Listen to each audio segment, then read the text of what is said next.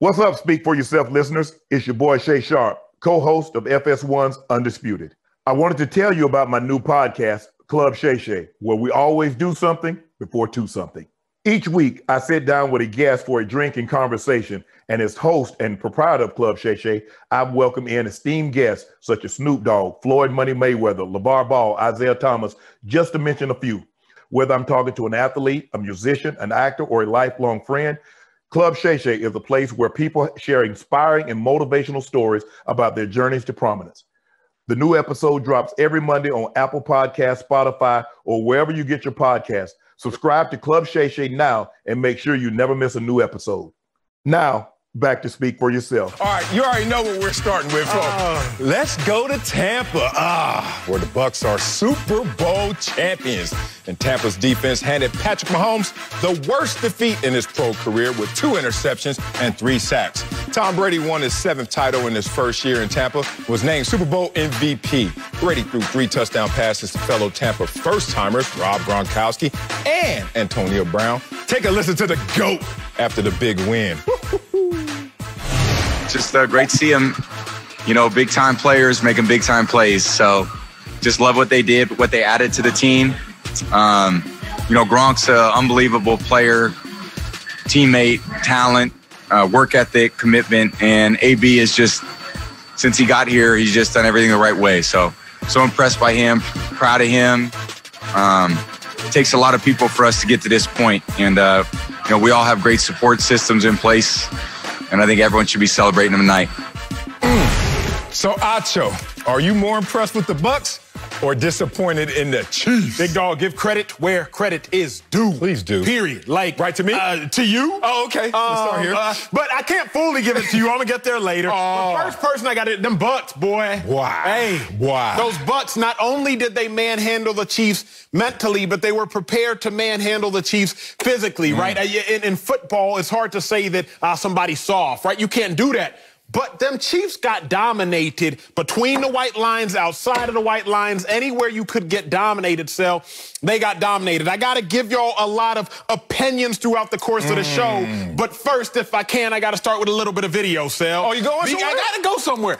Your boy got to go to the big board because I told y'all the Buccaneers beat them mentally and they beat them physically. But I also got to go to the big board, Marcellus, because I'm rocking a fire outfit, and you know what it is. When your boy wears something fresh, the world got to see it. But anyway, let's get away from me.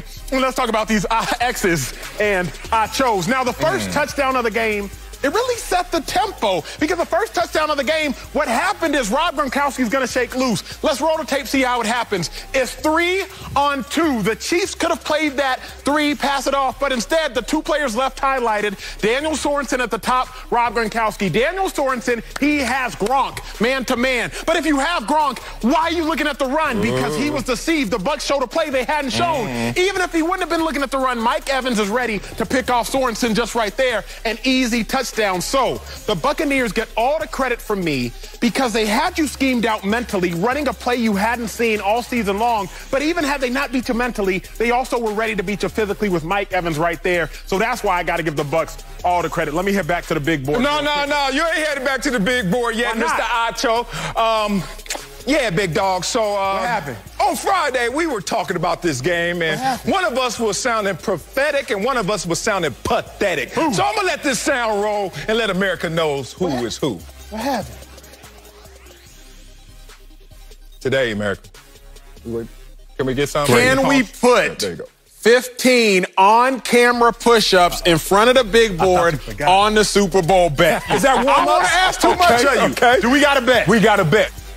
Dog, you challenged me to 15 push-ups. Right now? Right now, because I'm over here in pain. Hanky want to see him. My knee. Hanky want to see him. Hit him. Are you going to count? I'm counting, and you better touch that ground. There it is. 1, 2, 3, triceps, 4, 5. Okay, 6. Oh, he in shape. You ain't slowing down yet? I would have tapped out. I'm glad the Bucs won. You start 13, 14, 15. I'll get on up and get up over here and take some of this. My suit. I'm gonna rip my suit, my hamstrings. I knew you wore that mock neck for a reason. You knew. Look, man, coming in here today. I'm gonna give you your credit because you deserve it. Give me my flowers. I'm gonna give you your flowers. You deserve them, but I'm also give the Bucs they flowers. Period. Okay. I'm sweating.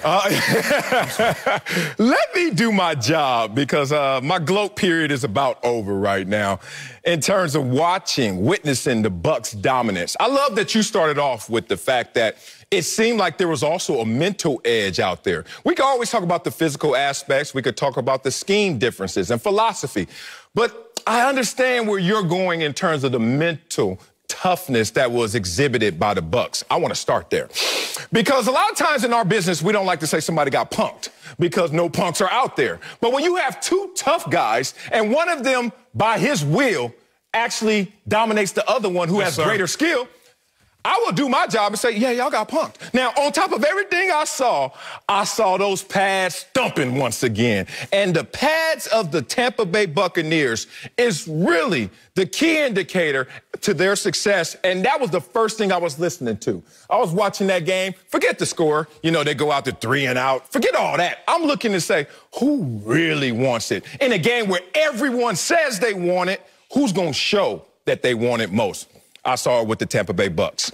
I'm impressed by the Tampa Bay Bucs because the fact is they faced adversity square in the face all year long, despite naysayers like Acho, despite naysayers like Nick Wrong, despite naysayers out there just telling them all year long, week 1 against the Saints, oh, man, y'all taking the L. Then you look at them in week 9, losing to this team, and week 12, and then all those moments where they could have just tapped out and said, you know what, we're talented, but we're just that close, but we're not close enough. They responded to that adversity. Let's talk about what I saw yesterday.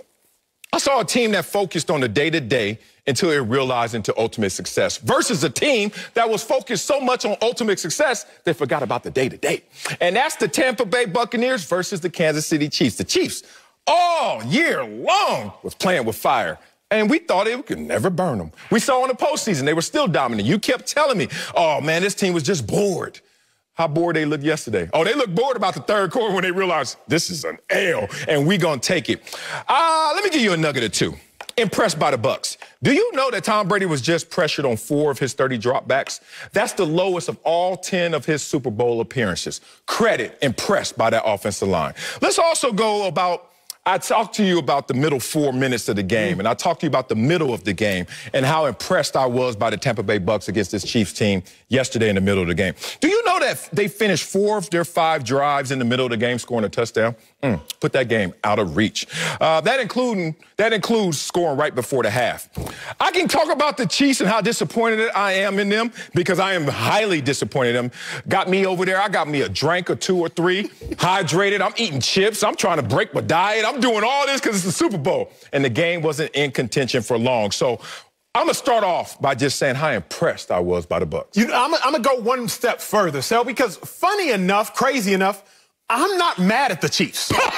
You're trying to protect your name. No. Like when you get whooped so handedly, and it's not like the Chiefs play bad. Patrick Mahomes, please do not listen to what y'all read on Twitter. That man did not play bad. Who? Patrick Mahomes. Right? Like the Buccaneers came out there after getting embarrassed week 12.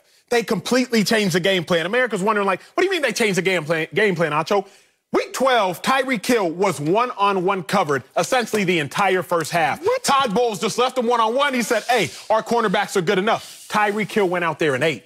Then what we see yesterday, Tyreek Hill did not see one-on-one coverage the entire game. Safety was over the top every single time. That's how Tyreek Hill ends up with 2 catches, 13 yards in the first half. Beat him there. Okay, where else did they beat them? Remember, the Buccaneers were one of the worst penalized teams last year.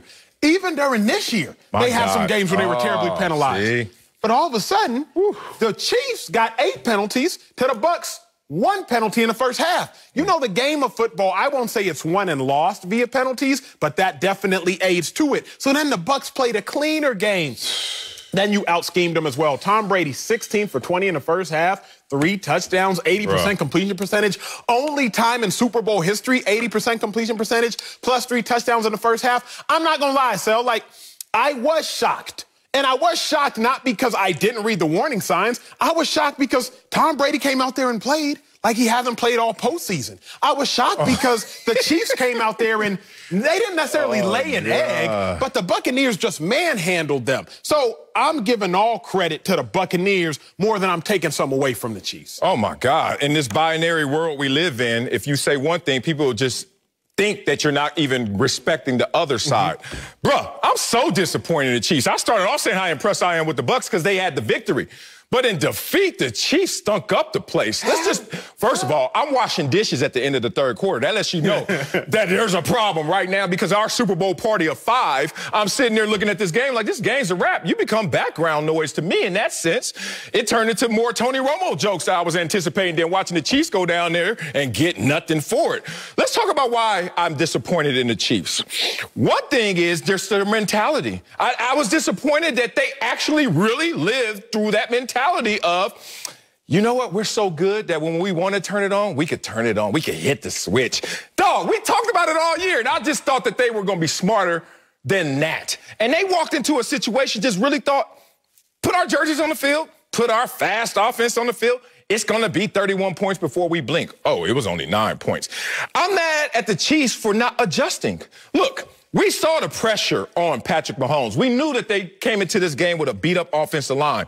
But Eric Bieniemy, Andy Reid, can you adjust? Can you please protect Patrick Mahomes, who was pressured on 29 of his 56 dropbacks, the most of any quarterback in Super Bowl history, in a gray area while we're witnessing it? This was extreme. This was like he has no time. He's under duress. Hey, you got a tight end outside of Travis Kelce. Why don't you keep them in a little bit? Hey, you got all these speedsters, and I understand that they're going out there with 2 deep safeties, and they're questioning, can you methodically go up and down the field and score a touchdown? They asked a question, the Tampa Bay Bucs defense, that the Chiefs not only couldn't answer, never even attempted to answer. That's disappointing, because I know Andy Reid is a guru on offense, and he never made the proper adjustments to protect the offensive line, to protect his quarterback. I'm not done. Patrick Mahomes, after the game, says they took away our deep stuff. Okay, and I saw you in the first game. Houston Texans, even though they lost that game, was taking away the deep stuff in the beginning. He corrected. I saw against the Chargers, they were trying to take away the deep stuff. He corrected. The Raiders, they lost that game, but still there was a correction. Every one of the close games you saw from the Kansas City Chiefs this year, you saw a correction. Did you even see an attempt at a correction yesterday? I did not see that. So now I'm left to surmise that Patrick Mahomes is amazing. He's tremendous, but he has 2 losses in his postseason. Both of them to a chess master, the same guy in Tom Brady. So what I'm upset about is you're going into a game on talent and talent alone. You got to win the mental game, the mental aspect as well, and that's why I'm disappointed. My thing, though, Sel, is like, I don't know that the Chiefs didn't correct. They got beat at their own game. What did the Chiefs do? The game is we get out so far ahead of you that we throw you out your game. Oh, no, that's not true. That's what the Chiefs typically do. No, the Chiefs are fourth quarter comeback kings as well. Down 10, down 24 last year. They can, but that's not what they do. No, Patrick Mahomes. They can do that. They even admit this, that, okay, we usually self-correct and we couldn't. And I don't know why. Here's where I go. Okay, let's go. The Chiefs really, the only way I'm disappointed in the Chiefs, you should have run the ball more. Anytime you're sitting in a too-high safety look, run the ball more. Offensively, we were able to run the ball. That's an adjustment. Like Clyde Edwards-Helaire, he averaged, He had 9 carries, 64 yards. He was doing his thing. You were able to run the ball, but the problem is the Bucs go up 7-3. Bucs go up 14-3. Bucs go up 14-6. Bucs go up 21-6. All of a sudden, Andy Reid is looking around like, do we stick to the run game? Do we stick to the run game? Do we stick to the run game? In theory, yes, they should have. That's halftime, bro. That's halftime. How did the Bucs get their lead? So the first touchdown, penalty. No, I'm not blaming the refs. I'm not saying that it's a ref issue because you put yourself in position to get penalties called on you. But what I am going to say is I'm not disappointed in the Chiefs for what? For getting a PI call that's up in the air, for getting another defensive holding call that's up in the air. Okay, when you dive at Mike Evans' legs, I'm mad at that one. But I'm not disappointed in the Chiefs for that. You're not disappointed in an offense that averages over 30 points a game and only comes out with 9? You're not disappointed? Acho, I love you, but you got to be like, dog, that's not y'all. And the reason it wasn't you is because you were getting pressured, because you was not only getting physical pressure, but the literal mental pressure of this team is out in front of us. What happened to the comeback kid? What happened? Last year on his road to success and greatness, down 10, down 24. Oh, at halftime, you're down 15. That's not insurmountable. What happened? You know what happened? This team never figured out the calculation because this year they played with fire too damn long. But let me say this. I can't be disappointed if you don't make a great play. I can be disappointed if you don't make a good play. But remember Tyreek Hill, he drops that touchdown pass after Mahomes miraculously scrambles? Yeah. That's a phenomenal catch. Even when Mahomes is laying parallel to the ground, throws it up there, and it goes through Williams' hands because a defender missed an interception, that would have been a great play. You don't know how hard it is to catch a ball when somebody goes right before your line of sight before you catch it. Oh, now it's hard. In this game, again, it's hard. But they do it all year long. Those would have been great plays. I'm not mad at you for not making a great play. I'm mad at you for not making a good play. Travis Kelce drop early in the second quarter. That I can be mad at. But the Bucs just manhandled them. Yes. So you're not disappointed in the team getting manhandled? What kind of coach are you? What kind of teammate are you? Because can you say who played bad? Patrick Mahomes ain't played bad. His quarterback rating was 52, bro. But you watch the game, Sal. Patrick Mahomes, he's running for his life. He's spinning around like this. Timeout. Trying to find a receiver. And then at the last second, he throws one and still a catchable ball. And guess what? He didn't play bad. Yes, he did play bad. Let me tell you why. One, you have mobility. I know you had the toe issue, but you had 2 weeks. When they were pressuring you in the Buffalo game, when we saw you getting pressured this year, did you find ways to kind of salvage the situation? Did you find ways to still overcome? As the old saying goes, be greater than your greatest excuse. And right now, I don't see it from this team. You are an elementary report card. We used to get these report cards. No, I ain't get no straight A's. No, I ain't go to Harvard. I went to Columbia. Here's the thing. It was line items between achievement and effort. In the same class, you would get 2 grades. Achievement and effort. Obviously, yesterday, their achievement is an F. I mean, F. Not only did they lose, they got beat down. It was over before it was over. That's a beat down. Give me the joysticks. That was one of those games. Here's the effort grade. Probably an F as well. Why? Because I didn't see the effort to reset your team. I didn't see the effort to try a different way. I didn't see the effort even in terms of physicality. Dog, when all else fails, coach says go 100%, even if it's the wrong direction. If you do it together, you can find your way. This team got beat up, they got punked, and then they didn't have any answers, supposedly with the greatest quarterback living. You said be greater than your greatest excuse, not excuses. Right? It's one thing if you're down one player. But I'm saying, bro, you play D-line. So you know what it is. Patrick Mahomes, left tackle, Eric Fisher, he out. Right tackle, Schwartz, been out. He was running so why did they play the game? For his life. No, don't do that. Don't do that. So he wasn't running for his life. Well, how long they been out, though? Fisher just got out. How long? Schwartz has been out. Fisher just got out. How long they been out? Maybe a week, 2 weeks. Like Fisher did you play? Did you play games without your offensive line in time? What I'm saying is the Chiefs didn't go out there and have pure drops. The Chiefs didn't go out there and fumble the ball at their own goal line. Chiefs made great goal line stands. The only play where I'm really like, yo, Chiefs. The only play I'm really like, man, I'm disappointed in the Chiefs. Travis Kelce's dropping a shank punt after that. Those are the only 2 plays where I'm like, that's very disappointing. That is out of character. It's not out of character to Patrick Mahomes. Well, you're right. It's not out of character for Patrick Mahomes to stink it up in the Super Bowl because he pretty much stunk it up last Super Bowl for 3 quarters. What did you want the man to do? I want the man to give me more than 9 points. When's the last time Patrick Mahomes has lost a game by more than 8 points? Junior year in college. Okay, that's not enough. So that wasn't Patrick Mahomes. When's the last time Patrick Mahomes has ever been in a game where he didn't score a touchdown? Never in his NFL career. You're trying to tell me these anomalies are not disappointing to you. How do you look at these situations and then you say, oh, I'm not disappointed because that's who Patrick Mahomes is? No, because all the plays that Patrick Mahomes could have scored on would have been great. Tyreek Hill, 5'10", going up in the air with the defender in his face and one behind his back. He was out there for would have been great. He hits Robinson, number 11, stretched out, would have been great. I'm not disappointed in you for not making a great play. The Bucs forced them to have to make great plays. They didn't make great plays. Credit Bucs. That's what it is for me. Why did you predict that they would win this game? And then you were predicting not only would they win the game and score over 30, but it may not even be close. But then you knew the variables coming into the game. You knew that who had the most turnovers in terms of takeaways as a defense? Tampa Bay Bucs. You know who had the most pressures in the NFL this year? Tampa Bay Bucs. You knew that the Chiefs had a compromised offensive line, but you still had an expectation of 30-plus points. Correct. And then when they give you only 9, you're not disappointed. Make that make sense. And it makes sense because of this. We've never seen anyone do what Todd Bowles did to those Chiefs. Who? When? We've never seen anybody do it. What you mean? 2 high safeties? No. The second half of the first game? We've never seen anybody hold the Chiefs to that kind of minimal offensive output. Yes. So when I'm looking, I'm disappointed. I'm all like, yo, Todd Bowles, phenomenal. Oh. That's it. That's where it starts for me. That's where it stops for me. Todd Bowles, you did your thing, because if it was that easy, everybody else would have done it. It's not about easy.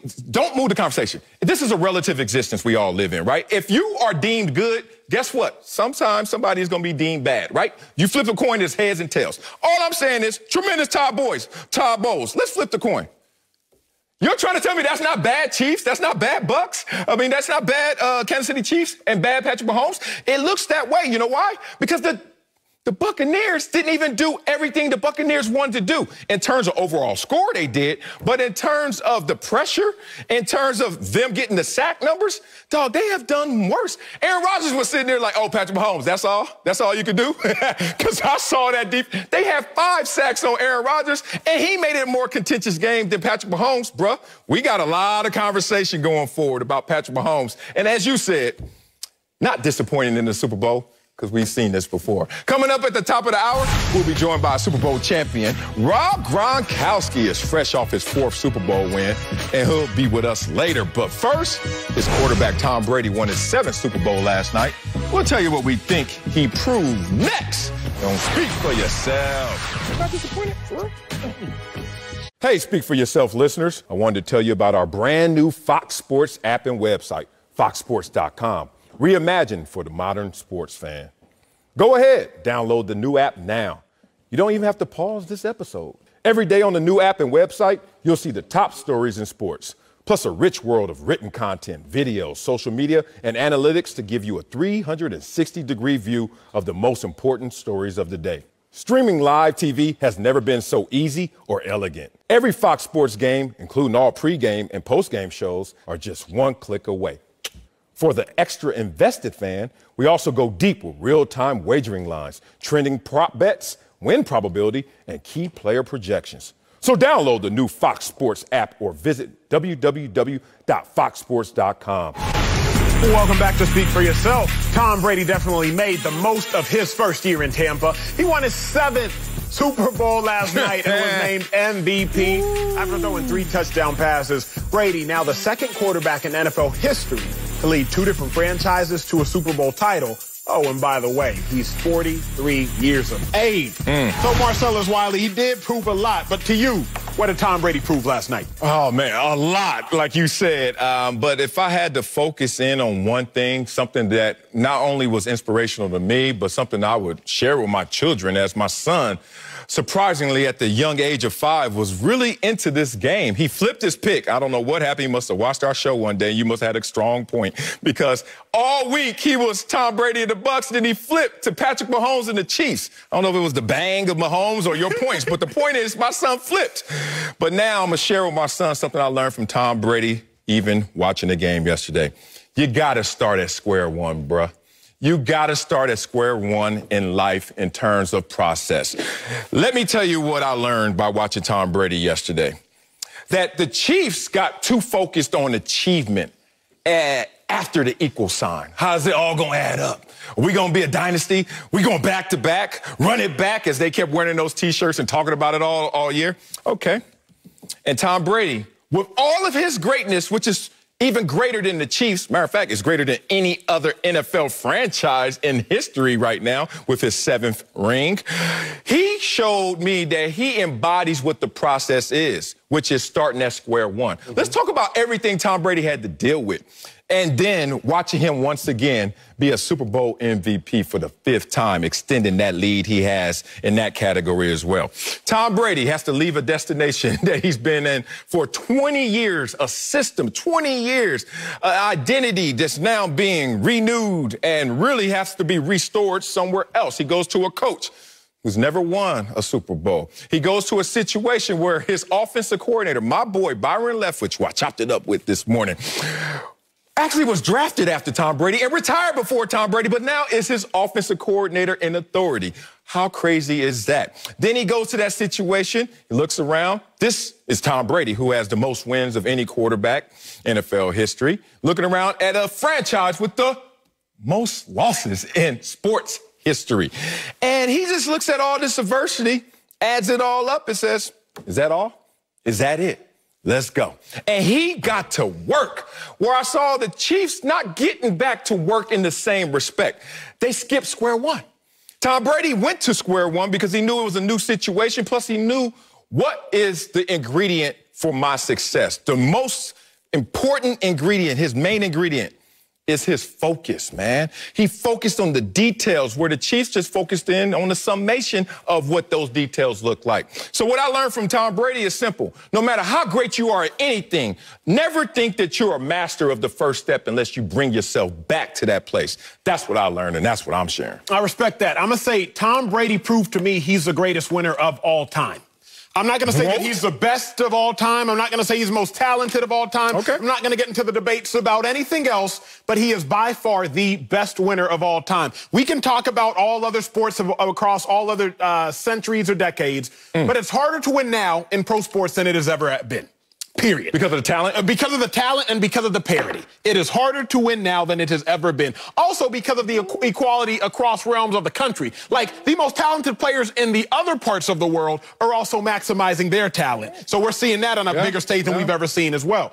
So Tom Brady, playing in an era where it's hardest to win, is now winning at a clip that we haven't seen, especially in the sport of football. Like, so he won in New England, and we was all wondering, hey, is it Brady or is it Belichick? Then he moves to Tampa. I had my doubts. Y'all all know I had my doubts. You didn't, but I did. I was like, ain't no way he about to come out here and win a Super Bowl. Ain't no way that'll happen. Not only does he show up in Tampa, but year one, no offseason, wins a Super Bowl. The winning, it goes where Tom Brady goes. Yes, it does. Like, New England, Tom Brady leaves there, they don't win. Tampa, they don't win. Tom Brady shows up, they win. Whatever the equation is, plus Tom Brady equals Super Bowl. Preach. I don't care what begets that phrase. Whatever the equation is, plus Tom Brady equals Super Bowl. And I think that's what he proved is like, it doesn't matter the circumstances. It doesn't necessarily matter the obstacles. If you throw me in the equation, then you are going to equal a championship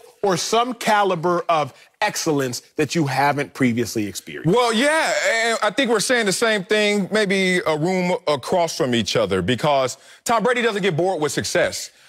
Everybody I know gets bored with success, and I never had this amount of success to get bored with. But I do understand what the difference is between Tom Brady and when he's running the team and Patrick Mahomes or what the Chiefs went through this year in terms of their mindset. Nick Saban and Bill Belichick both echoed the same thing about championships. They all go to the team the next year and say, be careful in thinking that you're repeating as champions. Be careful in thinking that you're in a quest to repeat as champions, because you're not. Everything has changed. Trust me, this road will be completely different than the road of last year, including a lot of the players from last year won't even be a part of this year. Think about that versus the Chiefs. As soon as they won last year, it went off in my head like strike one, because they kept talking about the future. They kept talking about dynasty, Michael Jordan, back-to-back, run it back. And Tom Brady, in all of his success, and he's the last guy to run it back-to-back. Never forecast running it back-to-back. Tom Brady has the gaze that my coach used to talk about. If you want to run your fastest time, even where your eyes are, that matters. Now, where are your eyes when you run the fastest? A lot of people, you just walk up to them on the street and say, well, you got to look straight ahead. If you look straight ahead while you're running right now, you barely see your fingertips. But if you look down, as my coach told me, he said, always keep that gaze right in front of you. Look down. All of a sudden, you see more of you, and you see where you're trying to go. Tom Brady is exactly that. He sees what he needs to do. He sees what his teammates need to do in the process, and he sees where they're trying to go.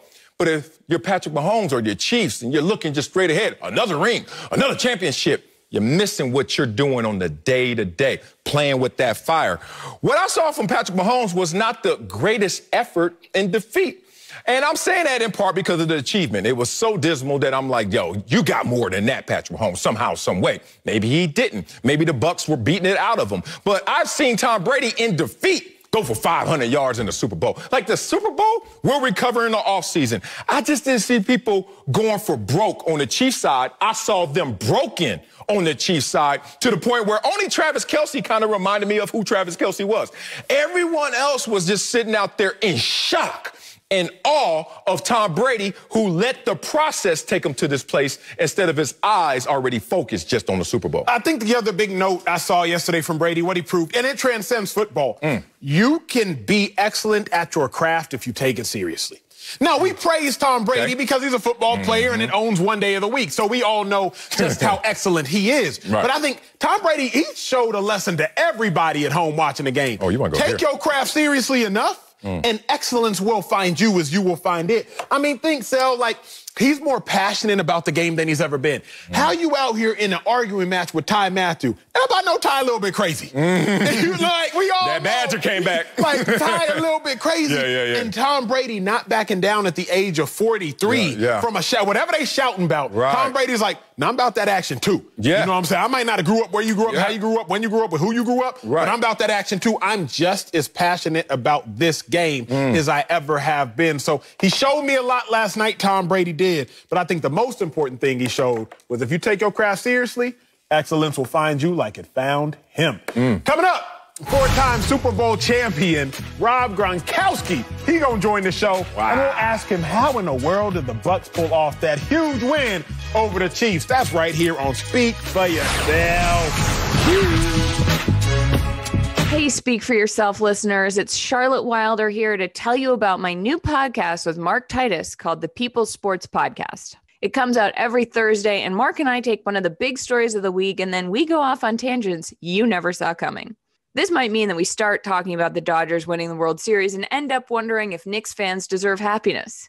Or begin with LeBron's greatness and end up drafting our ultimate beer league softball team made up of old athletes. Whatever it is, the only rule of the show is that it has to be fun and funny, because these days we could all use as many laughs as we can get. So check it out wherever you get your podcasts and come down weird sports rabbit holes with us. We can't wait to have you. Now, back to Speak for Yourself. History is a series or collection of events. One name does not do it justice. It's a group of names. Dr. Martin Luther King, Frederick Douglass, Rosa Parks, Harriet Tubman, so many more, Malcolm X, Muhammad Ali, John Lewis, those that put their lives on the line. Some paid the ultimate price by losing their lives. Some put their lives on the line. The Freedom Riders that went city to city trying to get people out to vote so we could have rights in America that was afforded to us by the Constitution. So when I think of Black History Month, those are some of the names that I think of.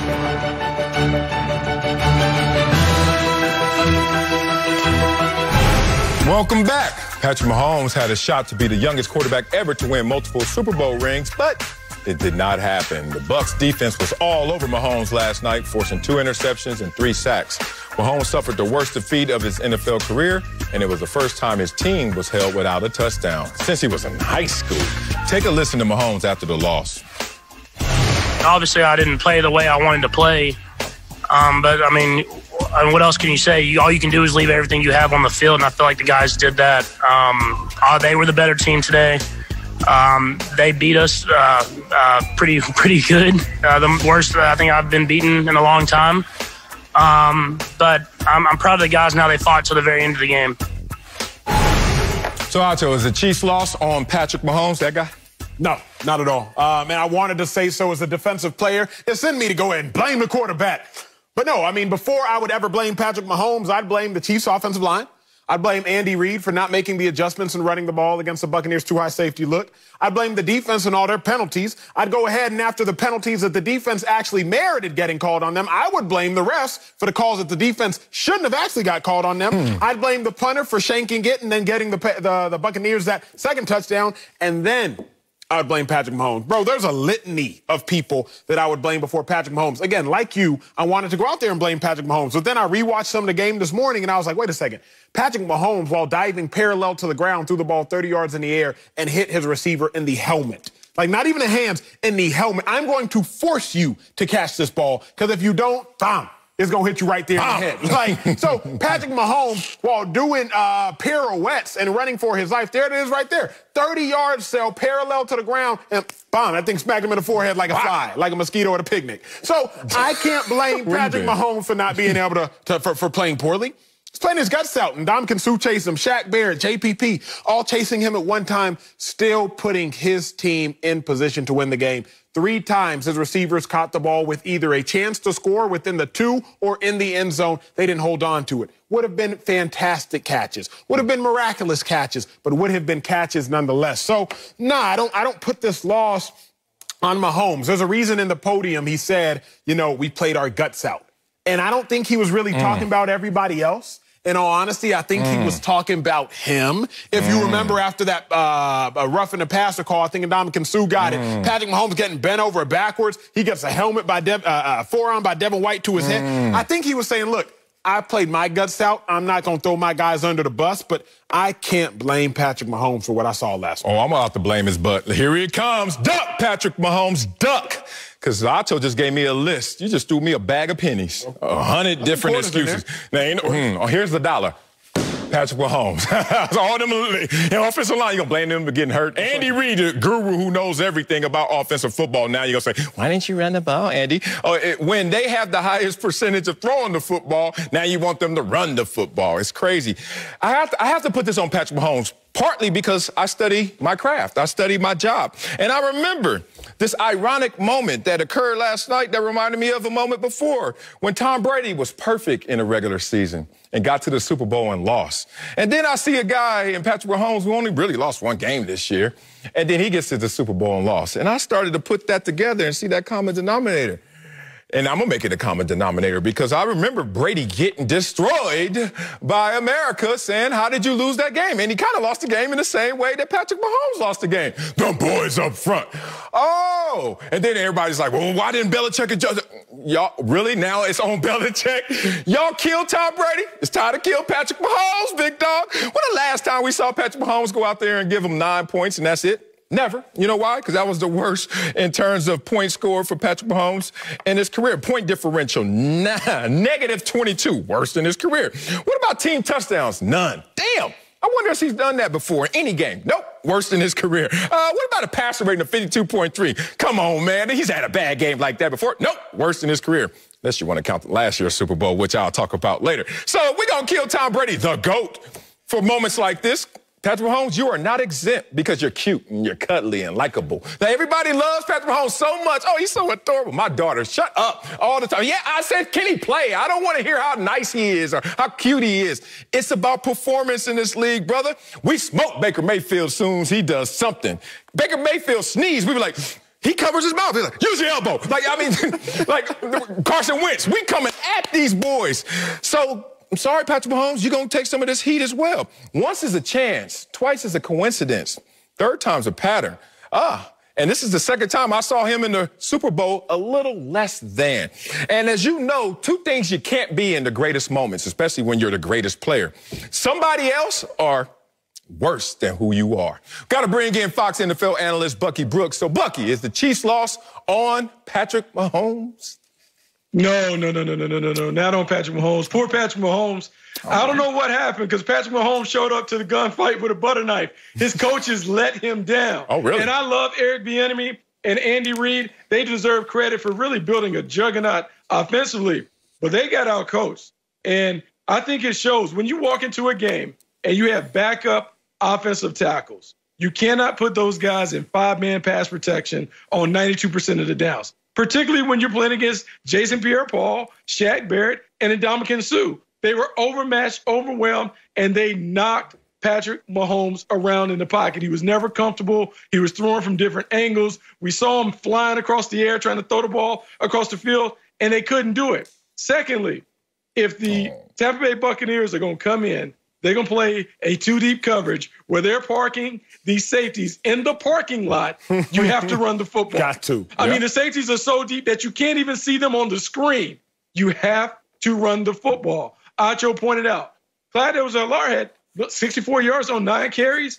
Run the football. I felt like this was a game where Andy Reid and Eric Bieniemy, they panicked. They were only down 2 scores at halftime, and yet they are throwing the ball all over the yard, and it's a game where you cannot block the guys up front. They didn't have an adjustment, and I understand the arrogance that we all come into the arena with. We're going to do what we do. We're going to do what we do. This is what we do. This is how we've done it. We won 25 out of 26 or 26 out of 27. But at some point, you have to humble yourself and you have to make changes. They did not make changes. That's on the coaching staff before I put it on Patrick Mahomes. Yeah, I agree with that. And I agree with it because where Andy Reid and where Patrick Mahomes lost is when Andy Reid did not try to commit to the run. Like, that's where Patrick Mahomes lost. Y'all, they took it away. Like, they did what the Rams did to the Seahawks. If we remember that first playoff game, Rams played the Seahawks. And DK Metcalf came on this show and said, hey, they're taking away the deep passing game. What happened? Just like the Seahawks kept trying to go to it and it didn't work, the Chiefs kept trying to go to it and it did not work. Coaches, sometimes players, teams get in their own way. Nobody can stop us. Well, they haven't seen us. We're going to do what we do, just like Bucky said. But the Buccaneers were committed to stopping Tyreek Hill, committed to stopping the deep pass, and the Chiefs, they did not have the same level of commitment of, okay, y'all are going to go left, we're going to move right. Y'all are going to go right, we're going to move left. Chiefs had no counter. They kept trying to go back to it. It didn't work. That's not on Patrick Mahomes, Marcel. Oh, that's not on Patrick Mahomes? Oh, man, I love me some Bucky Brooks, but boy, there's a thin line between love and hate, because I hate what you're talking about right now. You got up here and your first line was the coaches get out-coached. Okay, they got out-coached, but did the player get outplayed? Yes, he did. I ain't hear that line supporting that the coaches got out-coached. Interesting. Oh, tell me if this is the offensive line's fault when Patrick Mahomes on throws of 20-plus yards was 0 for 6. That means the offensive line did well enough for him to throw the ball, and you couldn't complete one of them? Patrick Mahomes? Not one. 0 for 6. So guess how many yards that is, y'all? 0. 0 yards in throwing the ball down the field from Patrick Mahomes. Oh, y'all can talk about the drops. Oh, we're going to talk about the offensive line. We're going to talk about the coach, and we're going to talk about the drops. But we're not going to talk about Mr. Gunslinger himself. And why am I bringing up the fact that he's a gunslinger? Because I don't know if you guys understand this Chiefs offense. They call a ton of RPOs, run pass options. And all during the regular season, everyone, article after article, reporter after reporter, was giving them praise because Patrick Mahomes, even when he saw a suggestion from the defense that he should run the ball, would throw the ball. And throw the ball to his weapons and will always succeed in those moments. So we were praising him for doing the wrong things because of the result. And that's what caught him in this Super Bowl. He finally went against a defense that could fly around, had the team speed necessary, and a tremendous coordinator said, oh, we're going to dare you to do the right thing, and we trust that you'll do the wrong thing once again. So let me give you guys something else. No. You know what, Bucky? I love you too much to just keep piling on. Please retort and give me some ammo.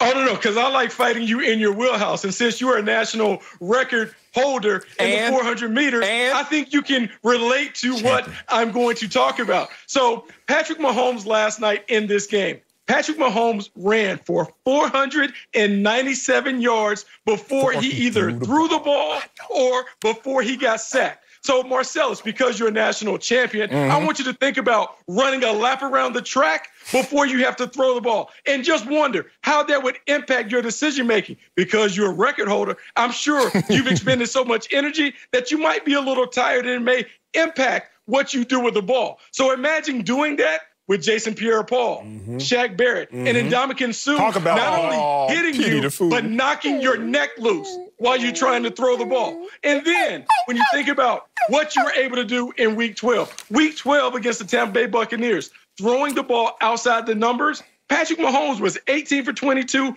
for 308 yards. So you know what Todd Bowles did? Nah, bruh, we're playing cover 2 in this game. We're taking away the deep ball. We're taking away outside. We're going to see if you can throw it over the middle. 10 for 22, 50 yards, 2 interceptions. In big games, you need your coaches to set a script for you to get out of jams. They couldn't provide Patrick Mahomes answers. That's why they're sitting with an L in Super Bowl 55. Man, stop. Patrick Mahomes was stinking it up in the Super Bowl last year for the first 3 quarters. And then guess what? They helped him out, and they called the game plan in the 4th quarter.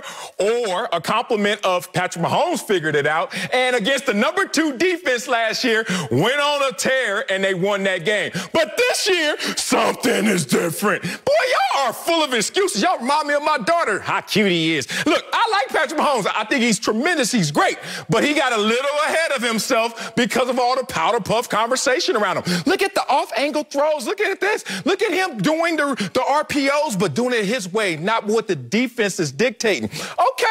You're going against Mr. Fundamental and Tom Brady. Those will catch up to you. Let me tell you who Patrick Mahomes really is right now. And this is tough to say, but it's not that bad to say because what I'm going to say is interesting.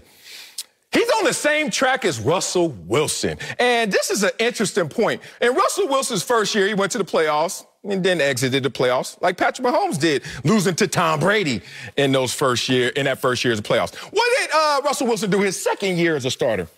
Won a Super Bowl. Now, I understand the variables are different. The defense led it, blah, blah, blah. Don't get caught up in all the minutia, y'all. But the second year, guess what Russell Wilson did? He won that Super Bowl.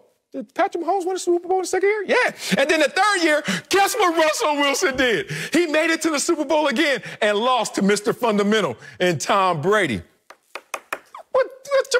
Patrick Mahomes just went to the Super Bowl and lost again to, the same GOAT and Tom Brady.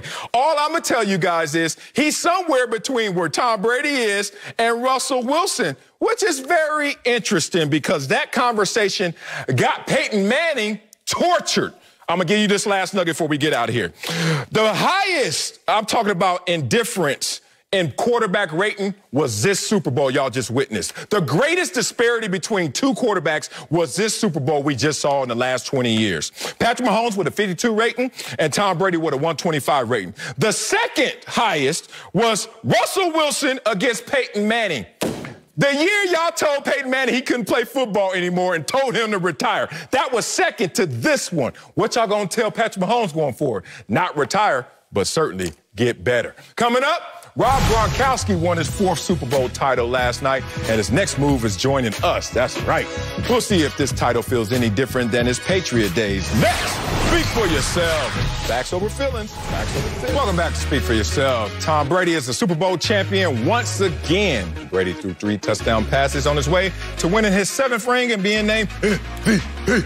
But Tampa's defense held it down as well. The Bucs picked off Patrick Mahomes twice, sacked him 3 times, and kept KC out of the end zone. Bucky is back with us, but Acho, who deserves more credit, Tom Brady or the Bucs defense? Yo, absolutely the Bucs defense. They need all the credit in the world. Patrick Mahomes has started 53 games, and only once have we seen him have no touchdowns and 2 interceptions. That was his 5th career start. Patrick Mahomes was held without a touchdown. When was the last time we saw Patrick Mahomes without a touchdown? You got to go back to about middle school because in college he always scored, and in high school he put up at minimum 29 points in every game. So we got to go back to recess at middle school to see Patrick Mahomes not throw a touchdown during the course of the game, to see Patrick Mahomes not involved in an offense that had a touchdown in the course of a game. And you did that in the Super Bowl with the brightest lights, with everything on the line. The Bucs defense deserves all the credit. Patrick Mahomes hadn't been dealt a loss like this in ever. And the Bucs, when it mattered most, they did that. So Tom Brady, he balled. Give Tom Brady all the credit that he deserves. Give Tom Brady the credit that is due. But this Bucs defense did something that was unheralded, unprecedented, and never been seen before. Kudos to them.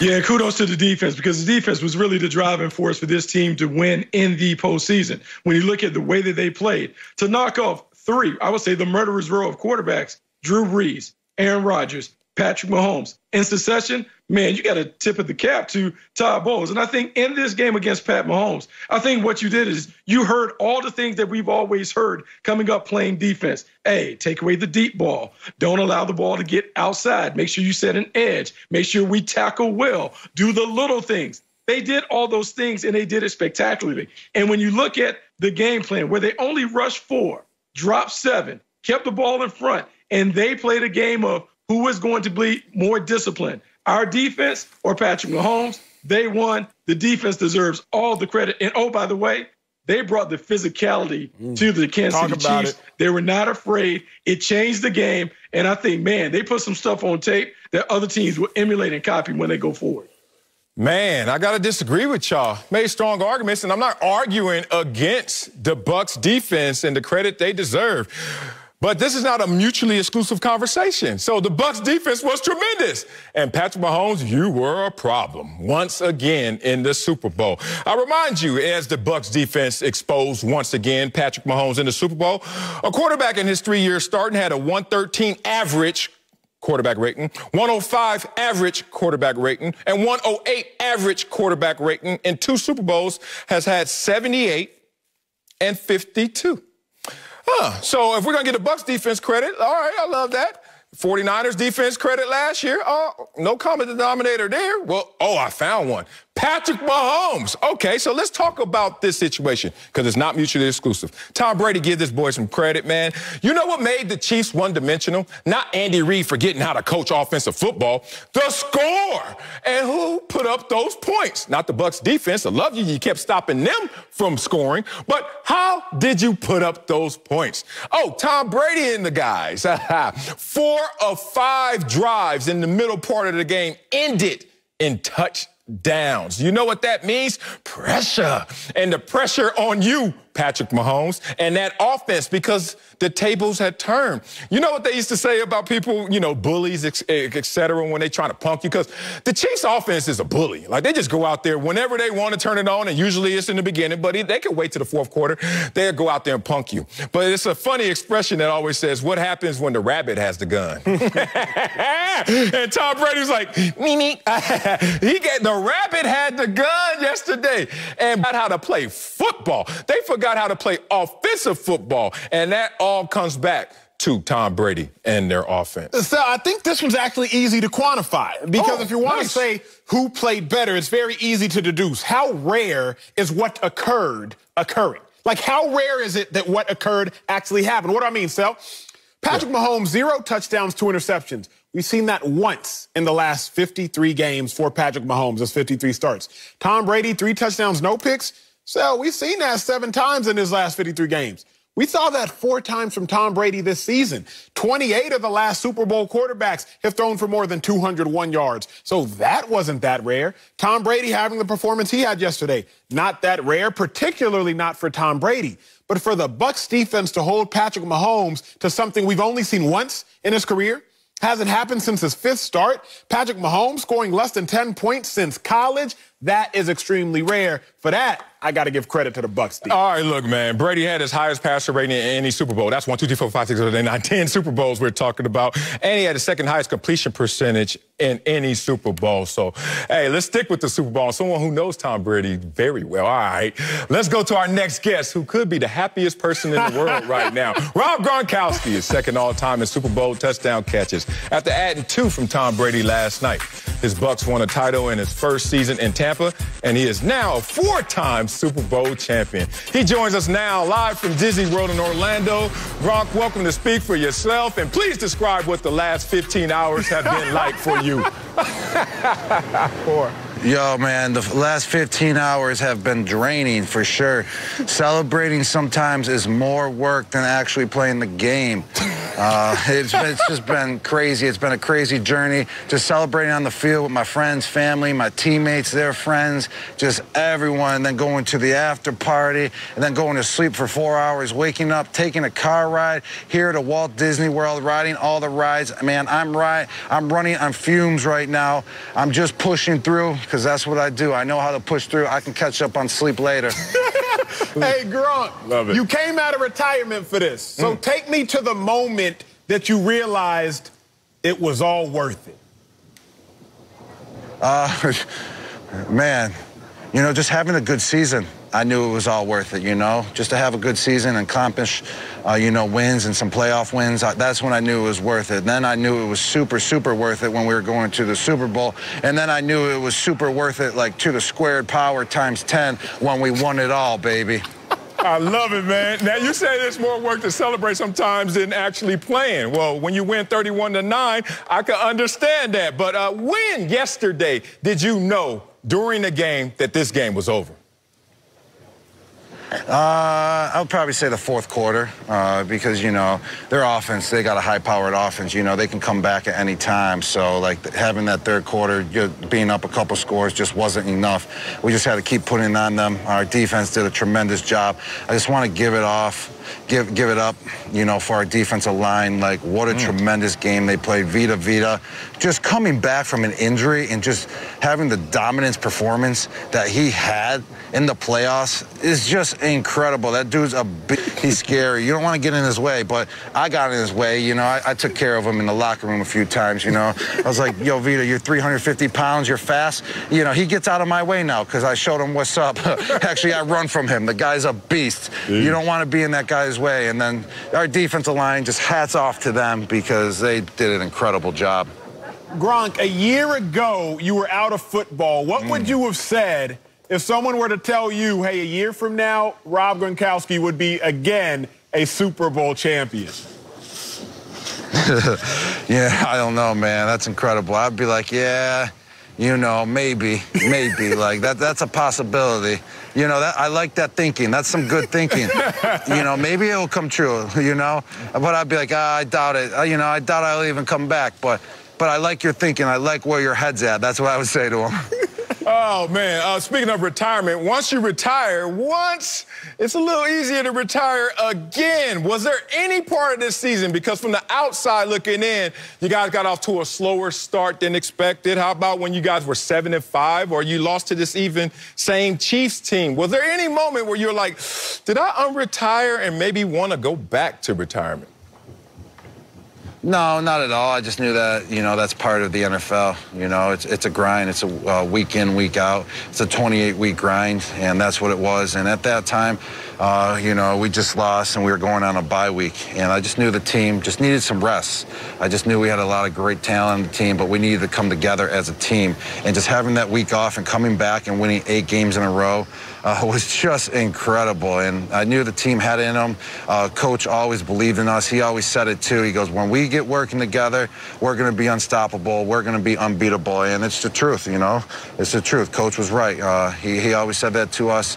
And at any point, I always know it's going to be a grind, but there was never a doubt in my mind that I didn't make the right decision, man. Just even when we weren't doing so well, we were still in good moods. We were still picking each other up. No one was blaming anything on anyone. We just knew we had to figure it out, and that's what we did, and that's what it's all about.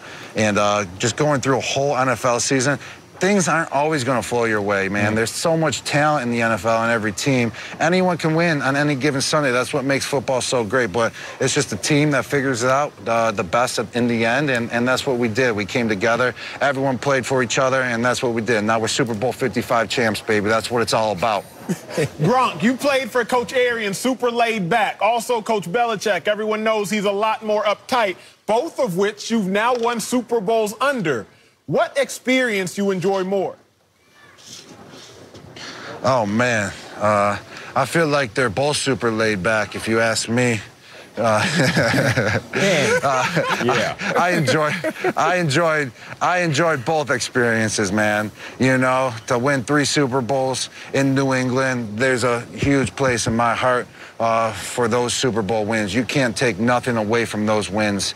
That was an incredible journey, and this one is just, you know, another incredible journey. This one just has another place in my heart, how much it means to me, and how much, you know, work was put in, and just the story behind it and everything, man. They're just, you know, all of them are just unbelievable. Just winning the championship is just unbelievable. You can't take away anything when you win a Super Bowl, like, not at all, no matter what the situation is.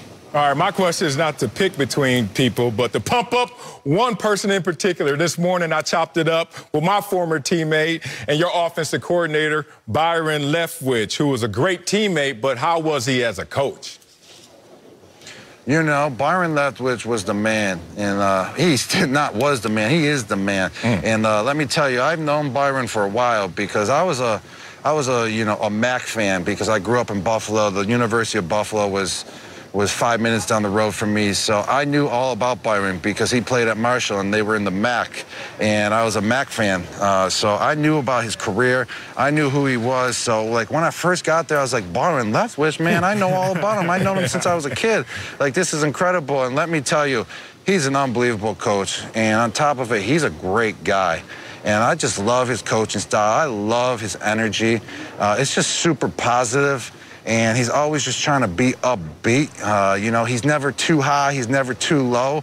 And he's, you know, cracking jokes when it's the right time, but he's also giving props. The guy is just an amazing dude, and he's there for the players.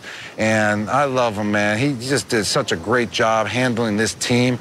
I mean, look at all the guys on this, you know, on this offense. You know, that's a tough task to do, to, you know, keep everyone in line. And Byron, you know, he couldn't be a better guy to be in that situation, man. Much props to him. Gronk, real quick, 4-time Super Bowl champion, surely a first ballot Hall of Famer. How much longer you want to play for? You know, I take it year by year. That's what I'm doing. I don't see why I won't be back with the Bucs next year, but just to, you know, to predict my future, how long I think I'm going to play for, I don't know. I'm a year-by-year guy. This year went great. I can see myself back for sure next year. But I'm 1 year at a time, and I feel like that's the best way to do it. You control your destiny just by taking it 1 year at a time. All right, thanks for joining us, Rob. Continued success and greatness, 4-time Super Bowl champion. Enjoy Space Mountain out there for us, brother. All right, guys. Thank you, guys. Take care. Go Bucs, Super Bowl champs. Man, unbelievable. Coming up, Tom Brady is now 2-0 in the playoffs against Patrick Mahomes. We'll tell you just how impressed we were with the Bucs Super Bowl win. That's next. Speak for yourself. Welcome back to Speak for Yourself, presented by U.S. Army. What's your warrior? Well, the Bucs handed Patrick Mahomes the worst defeat in his pro career on their way to their second title in franchise history. Tampa's defense picked off Mahomes twice and added 3 sacks, while Tom Brady won his 7th title in his first year in Tampa and was named Super Bowl MVP.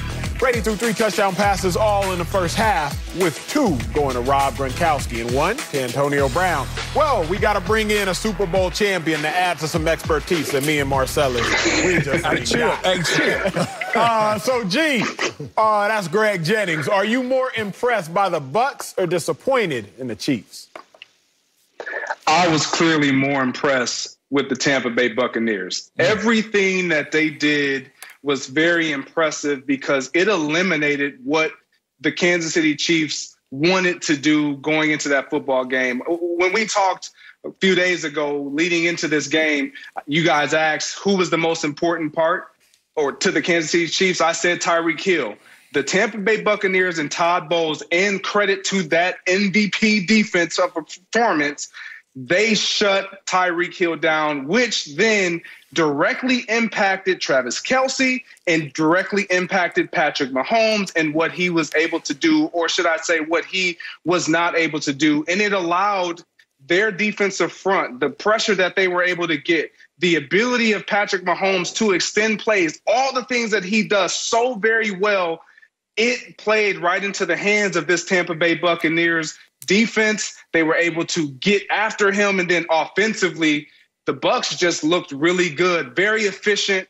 Tom Brady was able to turn around and hand the ball off, Marcellus, to your guy, playoff Fournette, and so many others. And then they were able to get Gronkowski involved, someone who we all completely forgot about. But because of his ability to block, his ability to just stay within what they wanted to do all year long, he was kind of flying under the radar. And they schematically just picked apart this Kansas City Chiefs offense as well as their defense. Yeah, I'm with you, G. To me, it's the Bucs, and it's the Bucs because they stuck to their game plan. They said, look, last time we let the Chiefs get out ahead of us and we tried to get into a shootout. We tried to get into a speed race with the team that's faster than us. This time, we're just going to keep grounding and pounding it. 33 rush attempts throughout the course of the game. So even when the Bucs had success passing the ball, they didn't get distracted by their own success. They went back to the well, run the ball, feed Ronald Jones, feed Fournette, feed Ronald Jones, feed Fournette.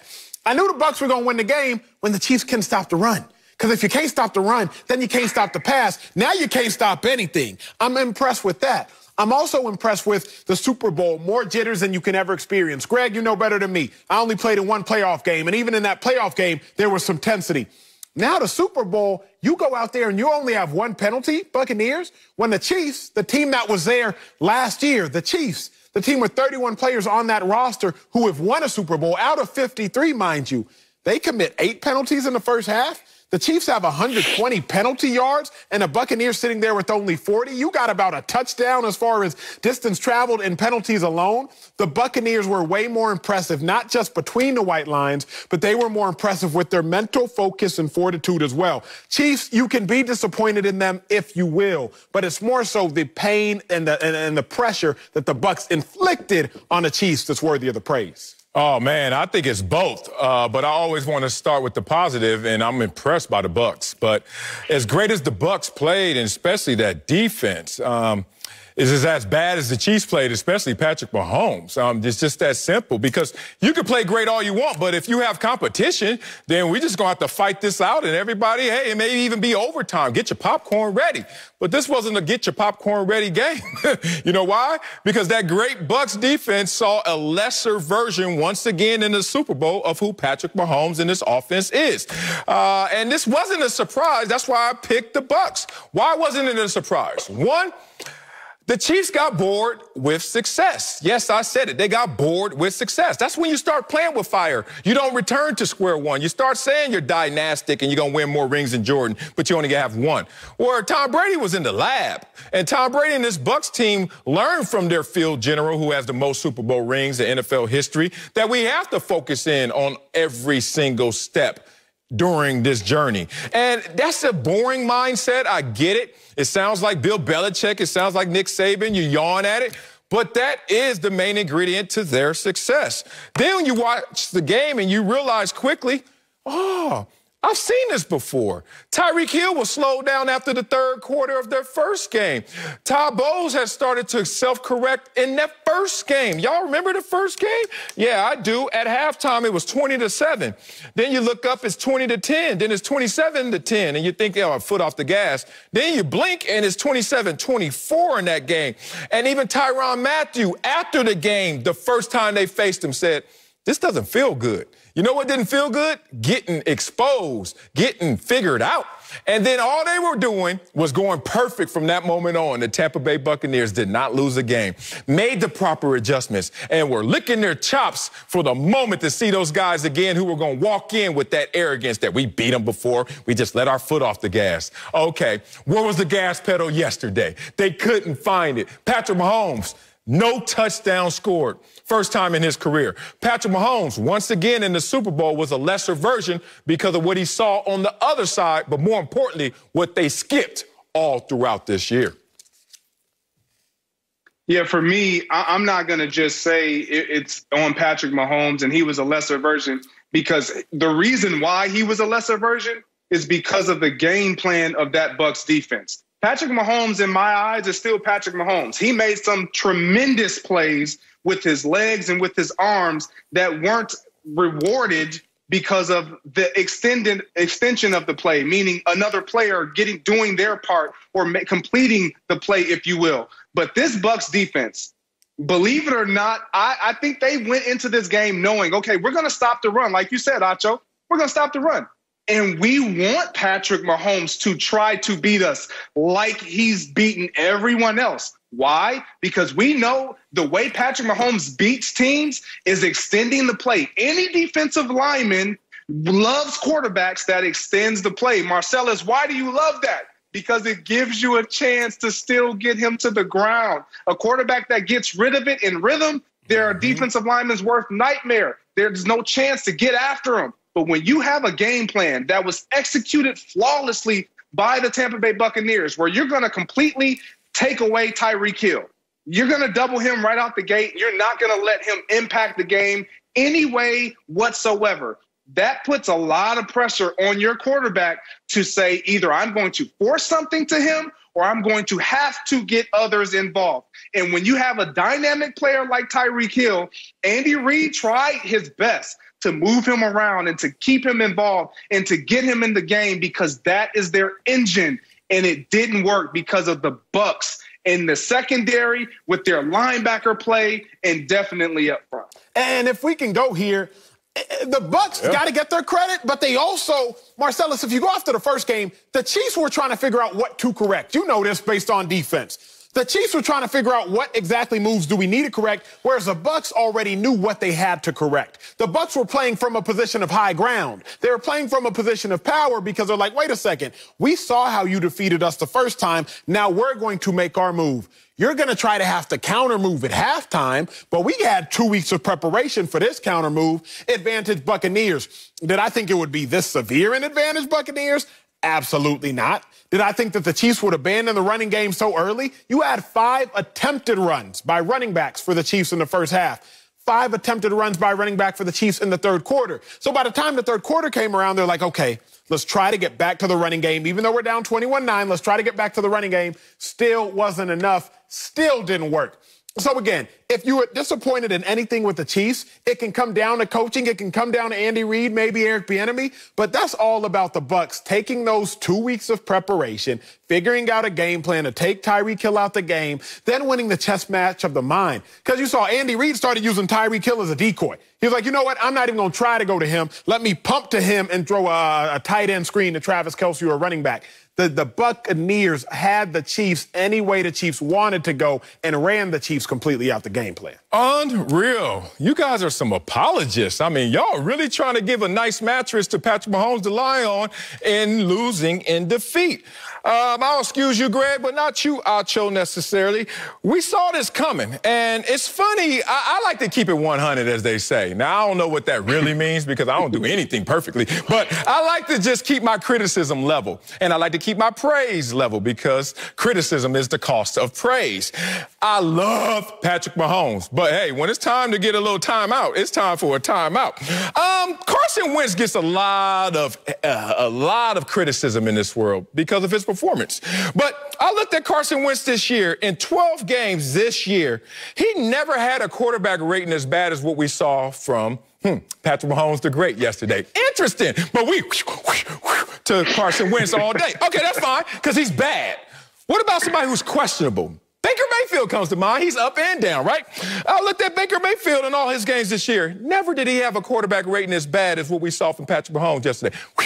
But we giving it to Baker Mayfield. But when we see somebody give us worse than both of those guys did this year, all of a sudden, oh, it's the coach and it's the game plan.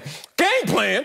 Taking away your weapons. Did y'all watch the Houston-Texas game? Did y'all watch the Chargers? Did y'all see the Raiders? This game plan that even we saw from Tampa Bay in the third quarter and fourth quarter has been out there for display. But do you have the talent to take advantage of it? And more importantly, will it pressure the other team to lose their way? That's what happened yesterday. But, Greg, like I said, you're a Super Bowl champion. You got the Wakanda Forever shirt on, I guess. Respect to you, brother. But, Acho. What? I knew this was coming, so I got a little B-roll for you. Let it roll. You already know what it is, baby. It's the Chiefs. It's the Chiefs. It's the Chiefs because Patrick Mahomes is just that dude. I like Chiefs 32-24. I'm not going to trust the Bruce Arians. I'm not going to trust the Godwin right now over the guys on the Kansas City Chiefs roster. Nobody stopped the Chiefs except themselves. And when I look at it, I think 4 touchdowns for Patrick Mahomes. I think 2 rushing and 2 through the air. I think he'll probably QB sneak it. He might run a little option like he did. Ain't no picks. What? Did I hear 32 points? How many points? 9. Did I hear 4 touchdowns? How many touchdowns? Donut. As a matter of fact, in 2 games, he hasn't even had. Look, G. He ain't got half of that. How many interceptions? None? Oh, you mean 4 in 2 games and 2 again last night. Acho, the floor is yours. Because I'm mopping it up with you. And here's how I know Marcellus played for the Chargers. Because there's something about the Bills, and the Jags, that apple tree and the Cowboys. See, Justin Herbert, he wins Offensive Rookie of the Year. And the Chargers account got me in one of their little, old take exposed tweets where I'm like, yeah, Justin Herbert, I'm questionable about him coming out. Nah, you were worse than that. Chargers gonna clown me If y'all knew he was going to be that good, why didn't you trade up to draft him? Marcellus, you were more right. Oh, why don't you give up more to get the same thing? You were more right than me, Sam. This dude is struggling, bro. You said the Bucs was going to win by 2. You ain't even predict this. Nobody predicted this. You're making my point. Not only are the Bucs, who I thought they were, the winners, but damn, Patrick Mahomes, you sure are disappointing. I gave you at least 27 points, and you come out there and give me a third of that. Why don't you give him some of the criticism he deserves? Coming up, Patrick Mahomes lost in the playoffs.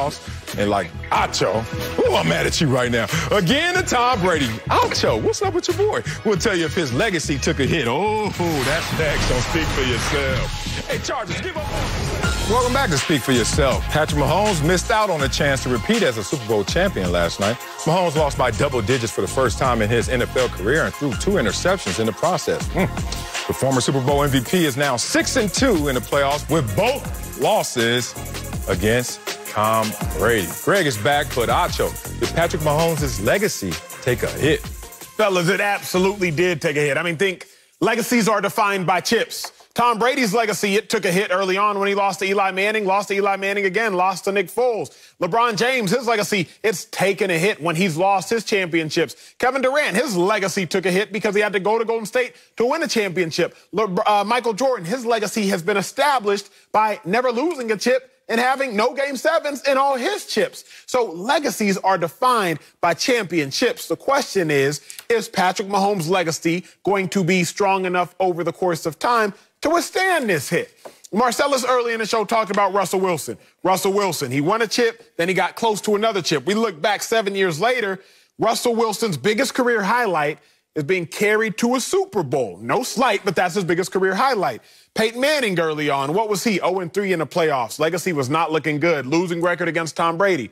But then Manning wins a Super Bowl, goes to Denver, wins another Super Bowl. His legacy ended up being able to be so great that it endured that hit that it took early on. The question for Patrick Mahomes is not, did his legacy take a hit? The question is, will his legacy be great enough to endure the hit it took last night? Because that was definitely, as of now, a devastating blow.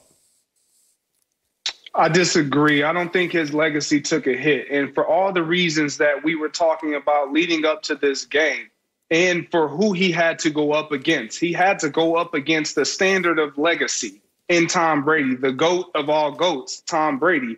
And so when you are going up against the best, you better be at your best, and everyone around you has to be at your best. When I look at Patrick Mahomes and what he's been able to do over the course of his short-lived career, he's been to 3 AFC championship games, won 2 Super Bowls, won 1 MVP. Yes, he lost those 2 losses in the postseason. Marcel, as you said it last segment, was against the guy he just lost to, the guy who is the standard.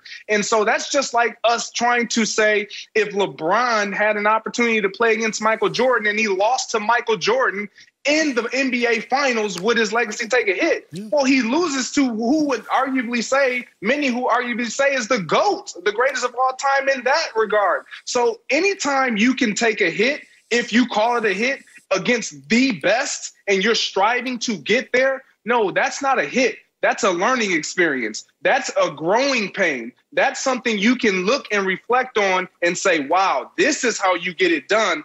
This is where I'm not at yet, and I have something to yet build upon. So I don't think his legacy took a hit.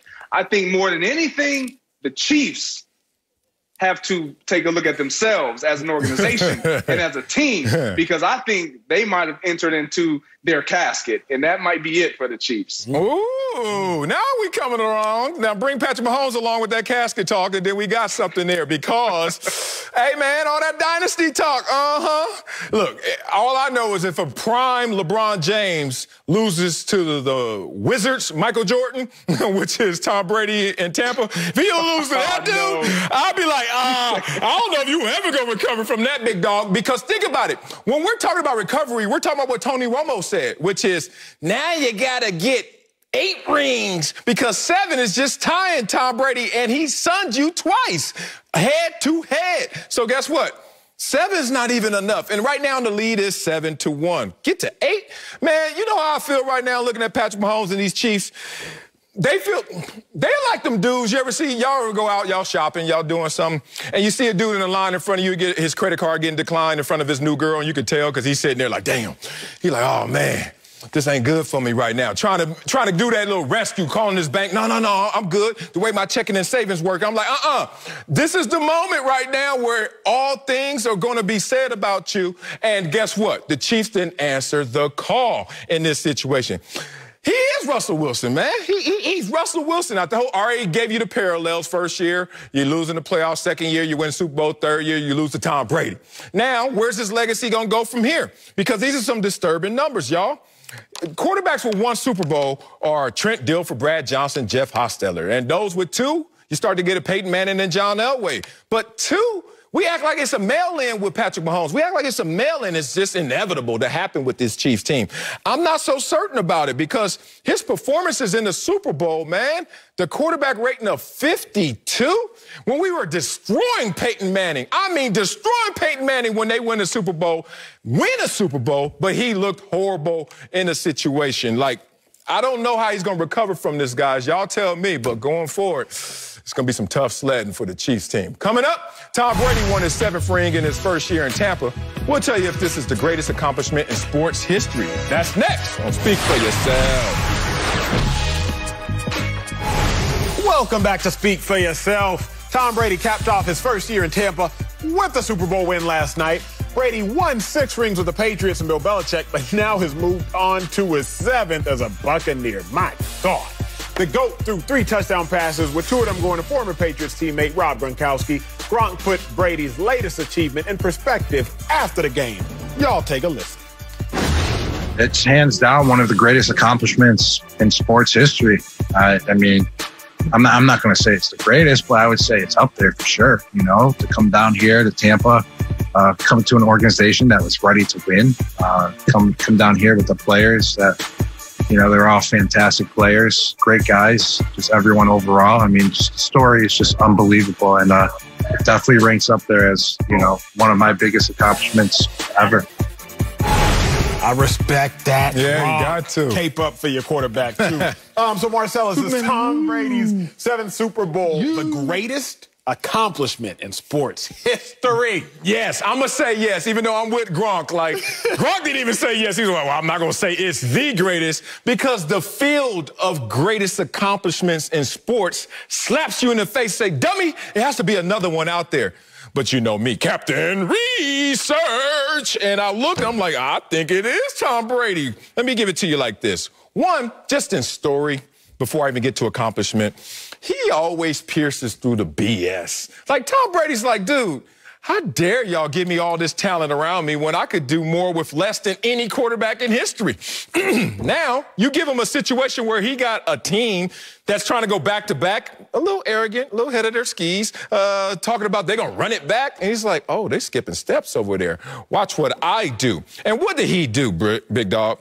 Became the only athlete in major American professional sports history to win multiple championships, multiple, in his 20s, when he's single, when he's chilling, in his 30s, and his 40s, Yeah, that part. This dude has won championships 3 in the 20s, 2 in the 30s, and when they said, all right, see you later, Tom Brady, he's like, no, I got 2 and counting in his 40s. So I don't know another story out there. I'm going to give it to you, bro, because maybe you are the field going to give me something I don't see. My dog. I wanted to say Tom Brady had accomplished the greatest thing in sports history. I wanted to. But then, Marcellus, like when I'm speeding at that light and it turns yellow. Slow down. You better pump the brakes. I started thinking, hold on now, Tom Brady. There's someone by the name of Serena Williams who won the Australian Open while 8 weeks pregnant. Hold on now. Wait a second. You won the Australian Open while 8 weeks pregnant? You didn't lose a set? You won 14 straight. It's major, is it this? Is that? It is, because Serena didn't have no receivers to catch a ball for, no O-line to protect for, no defense to get. Well, that's what she signed up for. Of course. Right. That's what she signed up for. And in a solo sport where you got to do it by yourself, there's no one else to take the credit. There's no one else to take the blame. You there by yourself. Marcellus, winning 7 is great.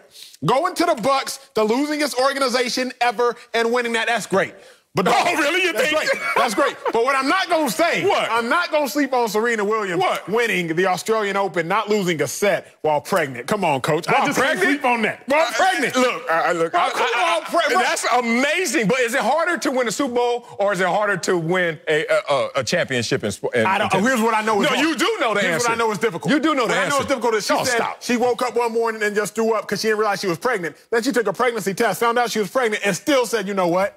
I'm going to go out here and win this whole thing, Coach. Yeah, but she's won 23. To me, is. No. I'm not getting off. You're not going to pull on my heartstrings and make me say there's no heartstrings. She has won 23.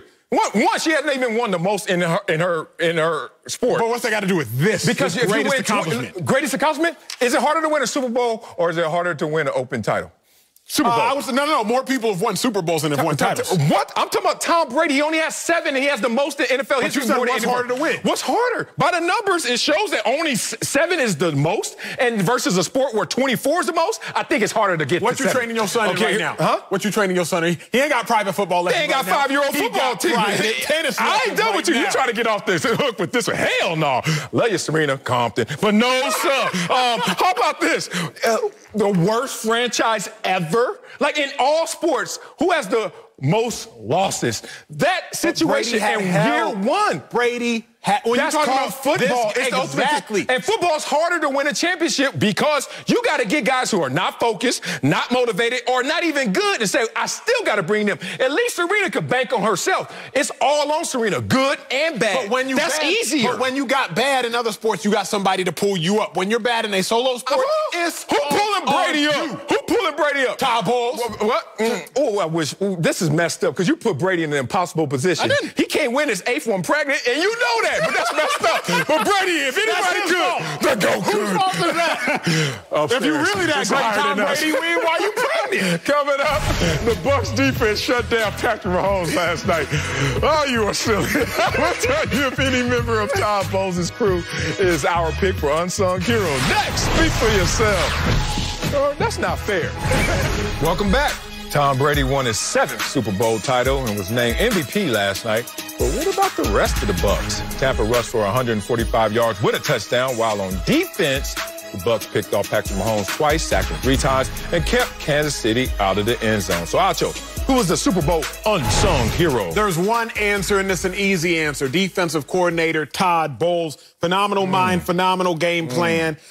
Think about how he shut down Patrick Mahomes. We've never seen it before. Patrick Mahomes held under 10 points. Last time that happened was back in college. Todd Bowles was so unsung that after the game, Marcellus, the writers, the people asking the questions, they ain't even know who he was. Can we run that tape? Like that? Like that?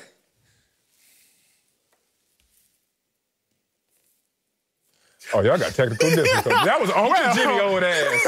He in Tampa? Look, after game sale, they're going to ask Byron Leftwich. That's the tape that y'all going to see. Check it out on Twitter. They're going to ask Byron Leftwich. Hey, Byron Leftwich, what was the game plan you put together to stop Patrick Mahomes and the Chiefs? Byron Leftwich, he just played it off like a G. He was like, I think you're talking about Todd Bowles. Todd Bowles, my unsung hero. Really? Your unsung hero so unsung, you can't even sing him. Where he at? Like, we can't even get a video of his ass. Okay, I know the difference between those two. Let me talk about somebody we can show. Let's talk about Leonard Fournette. As predicted. Playoff Leonard. Yeah. Terrible ring to it. Worse. That's why he hasn't caught on yet. But I predicted the Bucs will win. Check. I predicted Brady will win MVP. Check. And I also predicted who was the unsung hero. Leonard Fournette, my guy, NFL ranking #1 in scrimmage yards this postseason, #1 in touchdowns, and #1 in rushing yards. A lot has been said about what the Bucs defense did. Applause. Lots been said about the MVP and Tom Brady. Applause. But what gave all of those elements support? Confidence. Tom Brady wasn't one-dimensional because he had Leonard Fournette. That defense, y'all ain't going to keep us on the field all day because y'all can run the ball. Leonard Fournette, once again. That's my unsung hero. Mr. Muscles, as you're trying to show us in that turtleneck, give Leonard Fournette his props. You got me closer to the Leonard Fournette body when you made me pay the bet at a 15 push-ups earlier on. 14, I heard. Hey, watch out. You only did 14. I worked out this morning. I was sore. No, Leonard Fournette, he did do his thing. I think it's hard to decipher where to put all the credit. I look at it like this. The defense kept the Buccaneers' offense to be able to do exactly what they wanted to do. First game, the Bucs got out of it so quick that they just had to start passing the ball. Yep. Tom Brady, they only had 13 rushes in the first game. But this time around, they said, you know what? Defense, you do your part. Offense, we'll do our part. We don't often enough talk about complimentary football. Yes. We get so busy giving hot takes, cold takes, whatever takes, that we always praise the offense, praise the defense, praise the special teams. No, yesterday the Buccaneers played full complimentary football. Defense, you do your part. Keep the offense in the game so that we can do whatever we wanted to do, and then they had their way. Dog, it's real talk. Like, I love the fact that you brought up complimentary football. It's boring. It's Bill Belichick, just Patriot way, Tom Brady. It's all the things that Tom Brady embodies. And, I saw this one coming, man. The arrogance. And I don't say arrogance with the negative connotation. I'm saying it with the fact that they just got a little ahead of themselves. Let me ask you this. In their quest for greatness. We don't have that much time for it, but I feel like it's like, you know when you first come into money, you start buying, you can start buying Rolex. What do you mean me? Look at you. Cars. You over there overgold. It's a Movado. It's not a Rolex. What do you mean Movado? Okay, this is like $800. Movado. It's like $800. It's gold. But you know when you really got money, you stop stunting with it. Bam. Because you've been there before. Bingo. The Chiefs were stunting early on because they just came into success. I think now they've been humbled. I think now they're going to show up in khakis and a polo every day. There you instead go. Of them three-piece. Be understated. If you're rich, you ain't got to show it. You're rich. When you're trying to be rich, you show it right there. Look at this watch. I'm rich. Coming up, Uncle Jimmy, this is $100. Uncle Jimmy had a rough night watching his Chiefs lose in the Super Bowl. We'll check in on him next. Cold Blue, Rampart. Speak for yourself. He's flatlining. Oh, before we go, Uncle Jimmy's here. I'm going to take pleasure in this. His Chiefs did not repeat as Super Bowl champs last night. Oh, you got that cup lit. So let's check in on you, Uncle. How you doing? How you feeling? Let me tell you something, man. If this right here is what it feels like to be a Clipper fan. Oh, here we go. I want no parts of it. On second thought, there's really no way that you could compare the Chiefs to the Clippers because at least the Chiefs did make it to a final and win. While you up here talking about your gloat time is about over. When in the hell did your gloat time start? You a damn Clipper fan. You have no room to talk. You talking about the Chiefs because they lost one game last night. The damn Clippers done lost all week long.